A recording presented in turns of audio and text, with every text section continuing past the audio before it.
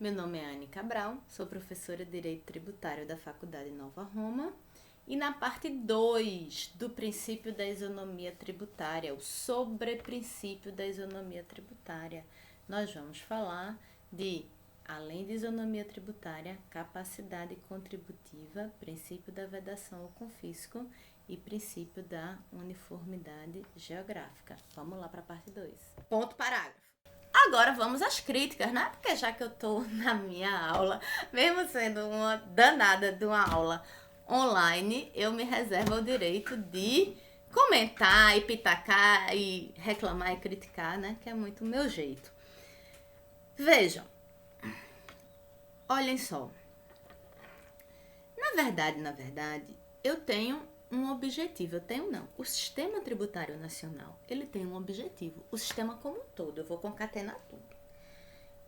Que é a justiça tributária. A justiça tributária, então, também seria um sobreprincípio. Que aí eu iria combinar esse aspecto individual do contribuinte com o aspecto geral da carga tributária. Uma série de princípios que estão estabelecidos no Estado de Direito, né? Constitucional. Então, gente, na verdade, né? Essa capacidade contributiva real, por exemplo, ela faz a gente pensar o seguinte, olha, aqueles que não têm o mínimo existencial, né? Não conseguem aferir renda ao mínimo existencial, eles na verdade, não deveriam ser tributados, ok? Não deveriam ser tributados. Assim, eu advogo essa tese. Mas vejam bem, né? O mínimo existencial, de acordo com o Diese, da última vez que eu olhei, tá? Ele estaria na quadra de R$ 4.342. A rigor hoje, uma pessoa física que ofere R$ 4.342 por mês, tá? De renda, ela vai pagar um imposto de renda na alíquota de 22,5%, a terceira alíquota, certo? A penúltima da mais alta, né? Das mais altas, ok? Vejam, então eu digo assim, olha, do ponto de vista da efetividade do plano real da sociologia do direito, ramo que eu amo e adoro, veja, então isso é injusto. Claro que é injusto. Mas eu não consigo transpor isso, então, para a esfera do DVC? Consigo transpor isso para a esfera do DVC. Através, então, de um postulado ou de um subprincípio, como queira chamar, tá? Da progressividade. O princípio da progressividade significa dizer que eu vou tributar em relação a impostos, né? Quem tem mais, de maneira maior, e quem tem menos, de maneira menor. Porque esse a mais que quem tem mais está pagando, está compensando essa não tributação ou isenção, tá? Não são a mesma coisa, mas no sentido que eu tô falando são, tá? Das pessoas que não têm o mínimo existencial, né? Vejam, a rigor, o princípio da progressividade, eu poderia resumi-lo naquele ditado popular, naquele jargão que diz assim, olhe, não existe almoço grátis no sistema capitalista. Para eu ter a não tributação ou a isenção daqueles que não têm o mínimo existencial, que lindamente deveria ser quem hoje ofere até R$ 4.300, né, a título de imposto de renda, aqui falando de imposto de renda como exemplo para a gente, né, divagar sobre esse assunto, né? Na verdade, nesse caso aqui, eu deveria ter com que as pessoas que ganham até R$ 4.300 não pagassem imposto de renda. Mas se todo mundo que ganha até R$ 4.300 não pagasse imposto de renda, significa que quem ganha muito mais, que eu não sei se o PIB do Brasil tem muita gente que ganha muito mais, tá? elas teriam que pagar mais. Então, eu tributo os iguais como iguais e os desiguais como desiguais. Quem ganha mais paga o seu e um pouco mais para compensar aqueles que não podem pagar. Então, isso está funcionalizado pela justiça tributária. E isso eu posso entender a partir, por exemplo, da progressividade, do postulado da progressividade. Não tem almoço grátis. E essa parte do vídeo ficou cheia de miados do meu gato Frajola, que tá por aqui. Então, gente, para fechar a capacidade contributiva, já que meu gato deu uma interrompida aqui na gente. Vejam bem, gente. Já tô entrando em mais um princípio, tá? Porque, na verdade, são todos nuances da isonomia tributária. Veja, quando se extrapola a capacidade contributiva, então se está confiscando. E o confisco, ele é proibido no sistema tributário nacional. No Estado de Direito não tem confisco. Porque o artigo 150, inciso 4º da Constituição, ele expressamente proíbe o confisco. É o que se chama de princípio da vedação ao confisco. E o princípio da vedação ao confisco é um negócio muito simples. Eu extrapolei a capacidade contributiva, estou confiscando, tá? Antigamente, o confisco era eu tomar para si uma propriedade de outra. Hoje em dia, eu tenho contornos mais flexíveis, né? No mundo complexo, na sociedade complexa, eu vou ter contornos mais flexíveis. Mas vejam só o que eu quero chamar a atenção. Esse limite, ele não é um limite objetivo. Eu dizer, olha, a capacidade contributiva é o número X. Ele não é assim. Ele é um limite aberto, que a jurisprudência e a doutrina diz que esse limite da capacidade contributiva é determinado pelos princípios da proporcionalidade e da razoabilidade. Se eu extrapolei a proporcionalidade, quando eu digo eu, o Estado, aquele que tem o poder de império, aquele que tem o poder de tributar, extrapolou a capacidade contributiva, tendo como referencial os princípios da proporcionalidade e da razoabilidade. Então, esse Estado, no exercício do poder de tributar, ele está confiscando. Vejam, nessa toada, nessa linha, que o Supremo Tribunal Federal se posicionou. Um precedente inicialmente do ministro Joaquim Barbosa e depois consolidado em vários precedentes do ministro Barroso. Vejam só, os precedentes, que eu vou botar aqui na tela pra gente.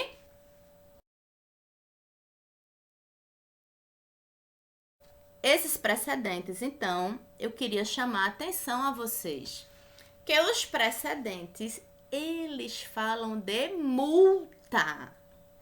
Então, penalidade em direito tributário é multa. E a multa tributária, que lógico que como toda penalidade tem que ter um efeito pedagógico, mas a multa tributária ela tem um limite e esse limite está definido pelo Supremo, ou seja, jurisprudencialmente, de maneira mais clara, mais delineada. Esse limite da multa. Qual é essa maneira mais clara, mais delineada? Veja, a multa tem o limite do tamanho da obrigação principal. Ou seja, qual é o limite da multa 100%? Então, veja, se eu deveria pagar à União, ao Estado, ao município 100 mil reais de tributo, minha multa tem que ir até 100 mil reais, entendem? Eu não posso ter uma multa de 300 mil reais, certo? Por quê? Por conta que uma multa de 300 mil reais seria confisco. Estaria entrando demasiadamente, tá? Na propriedade, no patrimônio do contribuinte. Beleza. Mas a outra coisa que eu quero chamar a atenção em relação a esses precedentes é que esses precedentes, eles tem isso definido em relação à penalidade, gente, a multa. Por exemplo, se eu perguntar na minha avaliação, uma alíquota de 150%, ela é uma alíquota de um imposto que ela é ilegal, inconstitucional, a lei que estabeleceu uma alíquota de 150%, porque está ferindo o princípio da vedação e confisco. Essa afirmativa que eu fiz, gente, ela está verdadeira? A resposta correta é, como sempre, depende. Veja, eu tenho que analisar caso a caso. Não necessariamente uma alíquota de 150%, ela está ferindo o princípio da vedação ao confisco. Porque eu tenho a extra fiscalidade de alguns impostos, a gente sabe disso. E eu vou dar um exemplo concreto a vocês. Por exemplo, a alíquota na tabela do IPI, a alíquota do cigarro, ela é de 300%. E, na verdade, a alíquota do cigarro de 300%, ela é para cumprir com o objetivo do IPI, que a gente já sabe, já conversou, que é um imposto extrafiscal, que tem a extrafiscalidade e regulação da economia de maneira muito acentuada. Então, essa alíquota de 300%, na verdade, é para desestimular o consumo do cigarro. Então, essa alíquota de 300%, ela não fere o princípio da vedação ou confisco. Ela não é confisco. Porque você não está estabelecendo a alíquota para se entrar no patrimônio contribuinte. Você está estabelecendo essa alíquota para que, na verdade, não se pratiquem esse danado desse fato gerador. Então, cuidado com as padronizações superficiais. Ok. E o último aspecto, o último subprincípio, o último princípio autônomo que decorre da isonomia tributária que eu quero falar para vocês é o princípio da uniformidade geográfica. O princípio da uniformidade geográfica, ele é muito simples e eu vou aplicá-lo tão somente para a União, beleza? Veja. O princípio da uniformidade geográfica, ele está definido no artigo 151, inciso 1 da Constituição Federal. O texto do artigo 151, inciso 1, vai estar aí no slide.